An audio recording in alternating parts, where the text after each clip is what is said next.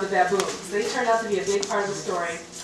The Idiot baboons, they are these baboons who could tell the future, and they use the writing script that I had mentioned that is tattooed on my ankle.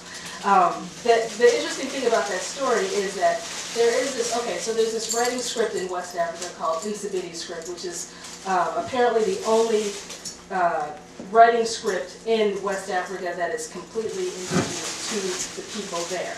It's been known that the Appt people of Nigeria came up with the script. It has no influence from Europe or anyone else. It came from within the culture. And when I was doing some research, I came across this story that was told by some man from like 1929, some Nigerian man back then.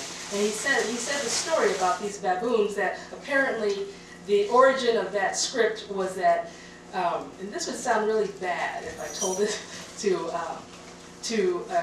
an audience full of white people, but you guys will understand.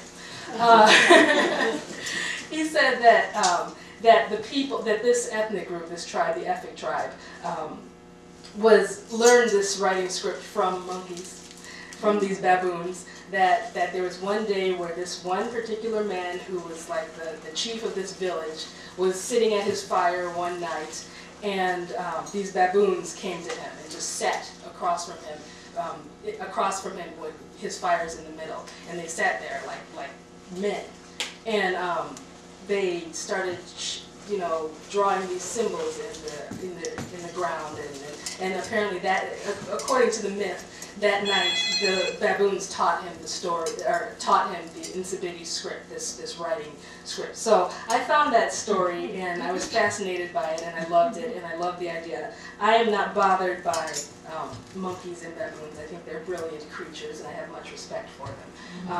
So yeah, when I was writing Zahrah, I'm like, oh, this is perfect.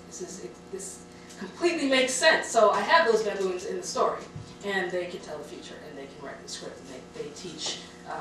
They've taught the woman that Zahrah is talking to is also another windseeker who, she's an adult, and she's cut off all of her locks because she's a bit of a rebel. But there's more to the story. But yeah, so like basically what I'm saying is everything that I've written, it's fantasy and it's science fiction, but it comes from somewhere. It's based in something. It's rooted in something. It's not just, oh, this might be cute. Let me just throw it in there. It's real. To me, it's real. To me, it's real. And yeah, that's my imagination. So that's what I want you guys to walk away with.